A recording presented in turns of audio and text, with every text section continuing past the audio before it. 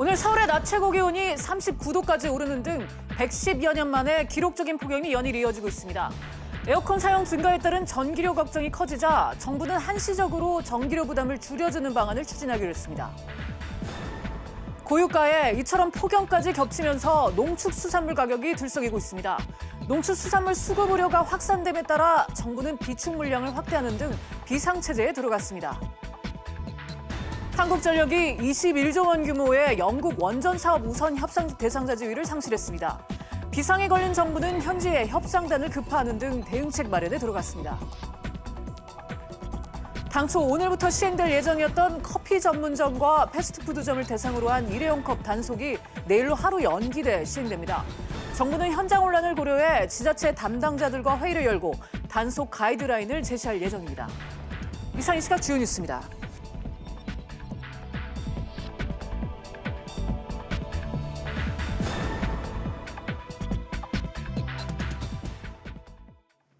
역대 최악의 폭염이 연일 이어지고 있습니다. 오늘 서울의 기온은 39도까지 올라서 역대 최고 기록이었던 1994년에 38.4도를 넘을 걸로 예상됩니다. 에어컨 없이는 못 사는 날씨인데 정부도 전기요금 인하 방안을 검토하고 있습니다. 취재기자 연결해 자세한 내용 알아보겠습니다. 우형준 기자. 네, 우영준입니다. 네, 오늘은 어제보다 더 더운 것 같아요. 네, 그렇습니다. 역대 최악의 폭염입니다. 기상청에 따르면 오늘 서울의 낮 기온은 어제보다 1도 오른 39도까지 올라갈 것으로 예상했습니다. 역대 서울 최고 기온인 지난 1994년 38.4도를 넘어설 것으로 보입니다. 기록적인 폭염은 8월 중순까지 이어질 것으로 전망하고 있습니다. 네, 밖에 나가기가 무서울 정도로 더운데 정부도 전기료 인하를 검토하고 있다고요? 네, 기록적인 폭염으로 전기료 폭탄 우려가 높아지고 있죠. 청와대 국민청원 게시판에는 계속해서 7월과 8월만이라도 전기료 누진제를 폐지해달라는 요청이 쏟아지고 있습니다. 정부도 재난 수준의 폭염이 이어지자 한시적으로 전기요금을 내리는 방안을 추진하고 있습니다. 이낙연 국무총리는 어제 국무회의에서 이번 폭염이 특별재난에 준하는 것이므로 전기요금에 대해서도 제한적으로 특별 배려는 할 수 없는지 검토해달라고 관계부처에 지시했는데요.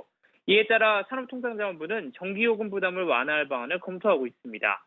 전기요금 인하 방안은 여름철 한시적으로 요금을 내리거나 저소득층에 한해 요금을 깎아주는 방식이 유력한 것으로 전해졌습니다. 지금까지 SBS CNBC 우영준입니다. 통계청이 7월 소비자 물가를 발표했습니다.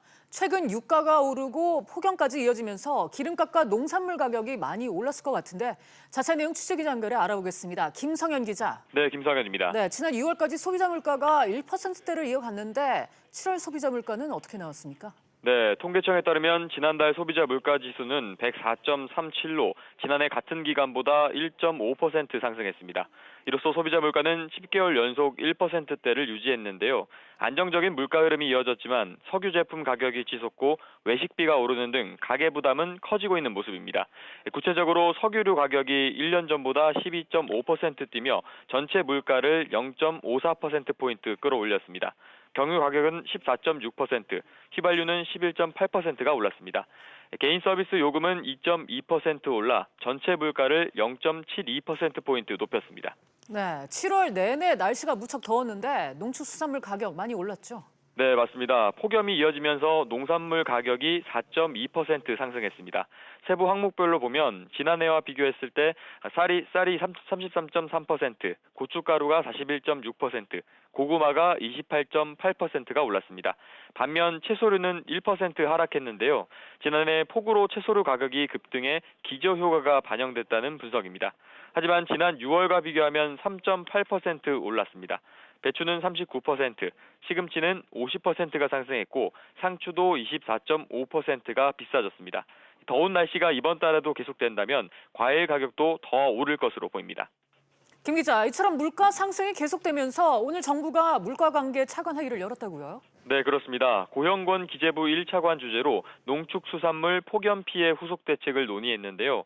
고 차관은 농가 피해가 최소화되도록 급수와 약재, 인력 등을 지원하겠다고 전했습니다. 그러면서 기존 고랭지 배추 수급 TF를 폭염 대응 농축산물 수급 안정 비상 TF로 확대 가동하겠다고 말했습니다. 지금까지 SBS CNBC 김성현입니다. 한국전력이 수주가 유력했던 영국 무어사이드 원전 사업 우선 협상 대상자 자격을 상실했습니다. 일방적 해지 통보에 비상이 걸린 우리 정부는 협상단을 영국에 급파했습니다. 관련해서 취재 기자와 자세히 알아보겠습니다. 최나리 기자 나와 있습니다. 최 기자, 대체 어떻게 된 겁니까?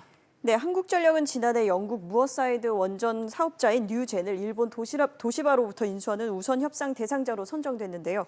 산업부는 해당 사업권을 보유한 도시바가 지난달 25일 한전의 우선 협상 대상자 지위 해지를 통보했다고 밝혔습니다. 무어사이드 원전 사업은 영국 무어사이드에 오는 2030년까지 약 3기가와트 규모의 차세대 원자로 3기를 건설하는 21조 원 규모의 대규모 프로젝트인데요. 도시바가 100% 지분을 보유한 뉴젠이라는 원전 개발 회사가 사업을 추진해 왔습니다. 이번에 우선 협상권을 상실하면서 수주 전망은 결국 불투명해졌고 탈원전을 추진하면서도 원전 수출을 확대하겠다는 정부 정책에도 빛이 바래게 됐습니다. 수주가 굉장히 유력했던 사업인데 지금 우선 협상 대상자 자격을 상실한 거거든요. 왜 이런 상황이 벌어진 거죠? 네, 사업 참여 조건을 두고 도시바와 한전 간 우선 협상 기간이 길어졌기 때문인데요. 네. 최근 우선 협상 기간은 지난 6월까지였습니다. 근데 최근 기간을 한 달 연장했지만 합의에 이르지 못했고 결국 도시바는 타 업체와 협상 기회를 갖겠다는 공식 입장을 내놨습니다. 네. 그러면 사업 수주는 완전히 무산이 된 건가요? 네, 그렇지는 않아 보입니다. 우선 정부는 최근까지도 영부 정부의 입장 변화와 관련해서 논의를 이어가고 있는 모습을 보이고 있기 때문인데요. 설명을 드리자면 협상이 길어진 건 사업 수익성에 대한 견해차가 컸기 때문입니다. 원래 무어사이드 원전 사업은 사업자가 건설비를 조달해 완공한 후 30년 이상 전기를 팔아 투자비를 회수하는 방식이었습니다. 따라서 앞서 건설을 하고 나서 대금을 받으면 사업이 끝났던 아랍에미리트 바라카 원전과는 또 다른 사업 방식입니다. 그런데 영국 정부가 당초 발전 차액 정산 제도를 적용하려고 했다가 최근 입장을 바꿔 RAB 모델을 제안해 온 것으로 알려졌습니다. 영국 정부가 원전 사업자에게 기존 방식보다 조금 낮지만 안정적인 수익률을 보장하고 손실 위험도 부담하는 방식입니다. 일단 우리 정부와 한전은 발전 차액 정산 제도에 비해 영국 정부의 보증이 있기 때문에 장기적 사업에서 위험이 분산되는 효과가 있다고 긍정적으로 보고 예비 타당성 조사를 본격화할 예정입니다. 네, 최 기자, 일각에서는 이 정부의 탈원전 정책이 영향을 미친 거 아니냐 이런 비판적인 시각도 있던데 이거는 어떻습니까? 네, 직접적인 관련성은 없지만 업계에서는 우리 정부의 탈원전 정책이 다른 국가 입장에서 봤을 때는 지속적인 한국의 원전업 발전에 대한 의구심을 갖게 될 수도 있다고 우려하고 있습니다. 사실 탈원전 전에 비해 부품업계 등 관련업의 침체는 일어날 수밖에 없기 때문인데요. 그동안 정부는 국내에서 탈원전을 해도 수출을 통해 활로를 찾을 수 있다고 강조해 왔습니다. 네, 이에 대해서 산업부도 입장을 밝혔죠? 네, 산업부는 우선 영국 현지로 협상단을 급파했습니다. 또 아직 한전이 우선 협상 대상자 지위에 준하고 있다고 강조했습니다. 도시바도 한전을 우선 협의 대상으로 봐준다는 것인데요. 영국 정부도 새로운 사업 방식에 한전이 충분히 검토해야 한다는 상황을 공감하고 있고 우선 한국과 논의를 한다고 설명했습니다. 그러나 우선 협상 대상자에서 해지된 만큼 사업이 어떻게 진행될지는 더 지켜봐야 될 것 같습니다. 그렇군요. 또 어떻게든 좀 잘 해결이 됐으면 좋겠습니다. 최 기자 잘 들었습니다. 최저임금 이의 신청 기간이 그제 종료됐습니다. 경영계의 압박이 거세지고 있는 가운데 정부는 이번 주 안으로 재심의 여부를 결론낼 방침으로 알려졌습니다. 박규현 기자와 자세한 얘기 나눠보겠습니다. 박 기자, 네. 앞서 이제 경총 그리고 중기중앙회가 내년 최저임금에 대해서 이의를 제기했었죠. 네, 그렇습니다. 경영자총협회와 중소기업중앙회는 각각 지난달 23일과 26일 내년도 최저임금에 대한 이의 제기서를 고용노동부에 제출했는데요. 쉽게 말해서 최저임금위에서 결정한 내년 최저임금이 부담을 감내할 수준이 아니기 때문에 다시 논의를 해야 한다 이겁니다. 경총은 경기 둔화 국면에서 2년 새 최저임금이 29.1% 인상된다면 경영 여건이 열악한 기업은 한계 상황으로 내몰리고 고용 부진이 심화할 것이라고 주장했습니다. 중기중앙회는 중소제조업체의 노동 생산성 증가 속도보다 최저임금 인상 속도가 2배 빠르다고 설명했는데요. 또 소상공인과 영세 중소기업 등 지불 주체의 지급 능력도 고려되어야 한다고 강조했습니다. 최저임금 이의 제기 기간은 지난달 30일까지였는데요.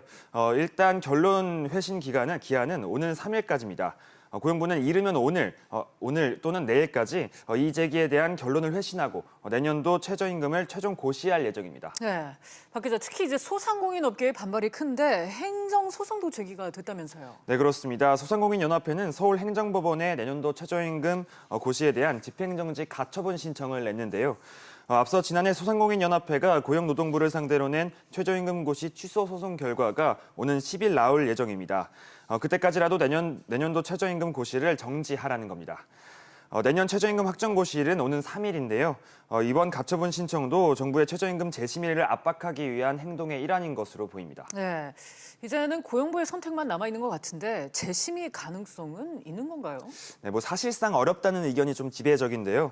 1988년 최저임금법이 처음 시행된 이후 23차례나 비슷한 이의 제기가 있어 왔지만 단 한 번도 정부로부터 수용되지 못했습니다. 최근까지도 정부는 이에 대해서 부정적인 입장을 일관되게 보여왔는데요. 김동연 경제부총리는 지난달 27일 국회 상임위에 출석한 자리에서 최저임금 재심의는 여러 가지 고려해야 할 요소가 있다면서 신중히 검토해야 한다고 사실상 부정적인 입장을 내놨습니다.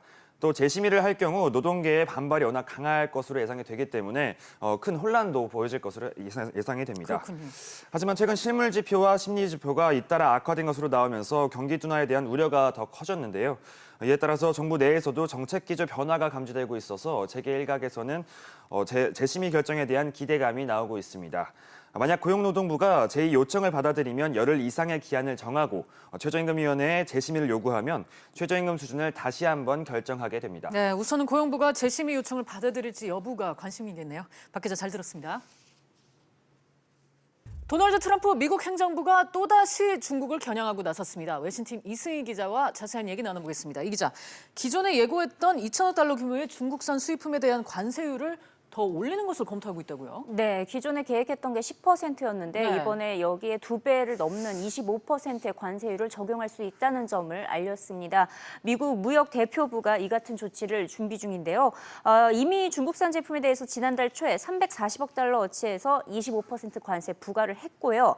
나머지 160억 달러 부과에 대한 공청회 절차는 이번 주에 마칩니다.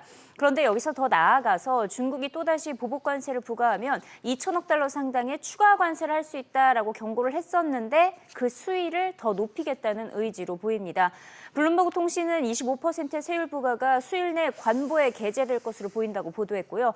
이에 대한 공청회는 이달 20일에서 23일에 걸쳐서 진행될 것으로 알려졌습니다. 네, 그런데 이 기자, 미국과 중국 이 무역 갈등을 두고 물밑 협상이 진행 중이지 않습니까? 네, 미국 주요 언론들은 스티브 무누신 미국 재무부 장관과 그리고 류허 중국 부총리 간 고위급 채널을 통해서 다시금 무역 협상을 재개하려는 움직임이 포착되고 있다고 보도했습니다. 구체적인 일정과 협상 방식은 알려지지 않았지만 추가적인 협상이 필요하다는 데는 의견을 모았다는 의미인데요. 앞서 미국과 중국이 지난 5월부터 6월까지 3차례의 협상을 진행해 왔지만 구체적인 합의는 이끌어내지 못했습니다. 이런 와중에 트럼프 행정부가 이르면 다음 달 1일부터 추가로 160억 달러 규모의 관세를 부과할 예정이라고 밝혔는데 중국이 양보하면 관세를 철회할 수 있다는 입장도 덧붙였습니다. 백악관에서는 모든 것은 시진핑 주석에게 달려있다고 밝혔습니다. I do not think President Xi at the moment has any intention of following through on the discussions we've made. 자, 이런 와중에 트럼프 대통령 내부적으로는 부자 감세를 검토하고 있다고요? 네, 11월 중간 선거를 앞두고 아무래도 이제 표심을 얻어야 되기 때문에 관세 정책은 강화하려고 하는 조짐이고요. 내부적으로 부자 감세까지 검토 중입니다. 부유층을 대상으로 1,000억 달러, 우리 돈 111조 원의 감세를 안겨주는 방안을 의회의 승인 없이 시행하는 것을 고려하고 있는 것으로 파악됐고요.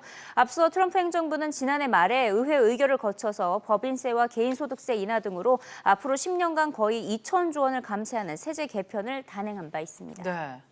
오늘 발표된 애플의 실적도 살펴보죠. 예상외로 좋았다고요? 네, 어닝 서프라이즈를 기록했습니다. 순이익과 매출 모두 시장의 예상치를 크게 웃돌았는데요. 특히 애플의 매출이 지난해 같은 기간보다 31%나 증가하면서 거의 100억 달러를 기록했습니다. 이에 대해서 또 다음 분기 전망치도 시장보다 더 높게 잡으면서 애플의 주가는 장외 거래에서 3% 가까이 올랐는데요. 단 아이폰 판매는 시장의 예상치에 못 미친 4,130만 대에 그쳤지만 아이폰 가격을 워낙 많이 올렸었고 고가 아이폰 판매가 늘었기에 매출이 더 늘어났다는 분석입니다. 이번 분기에는 미국과 중국의 무역 분쟁에 따른 피해는 아직 적용되지 않은 것으로 파악됐습니다. 알겠습니다. 이 기자 수고했습니다. 포스코 건설이 짓고 있는 부산 해운대 LCT 건설 현장에서 지난 3월 추락 사고가 발생해 4명의 사망자가 발생했던 사건 기억하실 겁니다. 이 밖에도 올 들어서만 포스코 건설 공사 현장에서 8명이 사망하는 안타까운 일이 발생했는데요. 이에 고용노동부가 특별 감독을 통해 해당 현장 책임자들을 사법 처리하기로 결정했습니다. 자세한 내용 취재기자 연결해 알아봅니다. 이한승 기자. 네, 이한승입니다. 네, 정부가 포스코 건설 사고와 관련해서 사법 처리를 하기로 했다던데 자세히 좀 전해주시죠. 네, 고용부가 지난 6월 18일부터 한 달여간 포스코 건설 본사와 건설 현장 24곳에 대해 특별 감독을 벌였는데요. 그 결과 건설 현장 24곳 중 16곳에서 부실한 추락 예방 조치 등 149건의 법규 위반 사례가 적발됐습니다. 이에 정부는 각 현장의 법인과 현장 소장 16명을 형사 입건하기로 했습니다. 법인은 행위 능력이 없는 만큼 행위자인 현장 소장이 함께 사법 처리 대상이 됐습니다. 네, 사실 건설 현장은 위험 요소가 많기 때문에 안전 교육이나 관리자 역할도 중요한데 포스코 건설은 이 또한 잘 지켜지지 않았다고요? 네, 맞습니다. 고용부는 24곳의 건설 현장에서 안전 보건 교육을 제대로 하지 않는 등 165건의 법규 위반 사례를 적발해 총 2억 4천여만 원의 과태료를 부과하기로 했습니다. 그리고 안전보건 관리자 선임 위반 등 55건의 법규를 위반한 본사에는 3억 원에 달하는 과태료를 물리기로 했습니다. 포스코 건설 현장에 있는 안전관리자 315명 중 정규직은 18%에 불과해 시공능력 평가액 기준 100대 건설사의 안전관리자 정규직 비율인 37%에 비해서 눈에 띄게 낮은 수준인 것으로 나타났습니다. 이 밖에도 고용부는 건설 현장 한 곳에서 안전시설 불량 등을 적발해 작업 중지 조치도 했습니다. 고용부는 포스코 건설에 대해 안전관리자의 정규직 비율 확대, 협력업체 지원 강화 등을 요구하고 이행 여부를 계속 모니터링하기로 했습니다. 지금까지 SBS CNBC 이한승입니다. 내일부터 커피 전문점이나 패스트푸드 매장 등에서 일회용 컵 사용이 금지됩니다. 하지만 소비자들은 물론 각 매장에서도 적지 않은 혼란이 예상이 되는데요. 자세한 내용 이할라 기자와 살펴보겠습니다. 이 기자, 앞으로 이제 매장에서 일회용 컵 사용이 전면 금지가 되는 거죠? 네, 앞서 환경부가 카페나 이 패스트푸드 매장 안에서 일회용 컵을 사용할 경우에 5만 원에서 최대 200만 원의 과태료를 부과하기로 했습니다. 지난 5월부터 계도 기간을 가졌고 이달부터 본격 시행이 되는데 플라스틱이 전 세계적인 환경 문제로 꼽히는 만큼 국내에서도 플라스틱 사용을 줄여서 환경을 보호하겠다는 취지입니다. 지난 2015년 기준으로 커피 전문점의 일회용 컵 사용량 61억 개에 달했는데요. 정부는 오는 2022년까지 사용량을 40억 개로 35% 감량하겠다는 계획입니다. 이에 환경부는 지난 5월 16개 커피 전문점과 5개 패스트푸드 전문점과 함께 일회용 컵 사용 감축을 위한 자발적 협약을 맺기도 했습니다. 네, 하지만 소비자들의 불편이나 혼란도 적지 않은 모습입니다. 특히 이제 플라스틱 컵을 사용하는 매장에서는 이제 난감해한다고요? 네, 아무래도 그동안 저희가 플라스틱 컵, 일회용 컵을 손쉽게 사용했기 때문에 네. 그에 따른 부작용으로 보이는데요. 문제는 이런 플라스틱 컵을 사용하는 카페 전문점 같은 매장들입니다. 환경부 규제에 따라서 음료를 외부로 가져갈 때만 플라스틱 컵을 사용할 수 있고 매장 내부에서는 머그잔이나 유리잔 등을 사용해야 하는데 예를 들어서 잠깐 앉았다가 나가겠다고 하는 고객들이 있을 수도 있고 혹은 위생이나 용량 문제로 매장 내에서도 플라스틱 컵에 담아달라고 요청하는 고객들도 적지 않다는 건데요. 여기에다가 비용 문제도 발생을 합니다. 우선 이 플라스틱 컵을 대체할 만한 유리잔이나 머그잔을 구비해야 되는데 그렇게 되면 이 컵을 사는데 상당한 비용이 소요가 되겠죠. 또 머그잔을 사용할 경우에는 설거지 양도 급증할 수 있기 때문에 비용은 물론이고 업무 양까지 늘어나면서 추가 인력 고용까지 고려해야 한다는 겁니다. 이런 이유로 계도 기간 동안 이 자발적 협약을 맺은 매장들을 중심으로 조사를 해보니까 이 다회용 유리잔을 고객들에게 권유한 경우가 44%에 불과했습니다. 네, 이 기자, 이런 고민은 대형 프랜차이즈보다는 소규모 카페들이 심할 것 같은데요. 네, 맞습니다. 아무래도 자영업자들이 소규모로 운영하는 경우가 많기 때문에 매장 규모도 적고 또 자본금도 적은 경우가 상당한데요. 가뜩이나 최근에 최저임금 인상이 결정이 되면서 이런 카페들의 비용 부담이 상당히 늘어난 상황인데 일회용 컵 사용으로 과태료까지 부과가 된다고 하니까 고민이 큰 모습입니다. 환경 보호 취지에는 공감을 하지만 비용이나 준비 면에서 어려움을 호소하고 있는 건데요. 이에 정부가 그동안 제기됐던 문제나 현장의 혼란 등을 감안해서 대책을 논의하기로 했습니다. 오늘 오후에 각 시도 재활용 정책 담당자들과 간담회를 열고 일괄적인 공통 가이드라인을 마련해서 발표할 계획입니다. 네, 알겠습니다. 공통 가이드라인에 어떤 내용이 담길지 또 눈여겨봐야 되겠습니다. 이 기자 잘 들었습니다.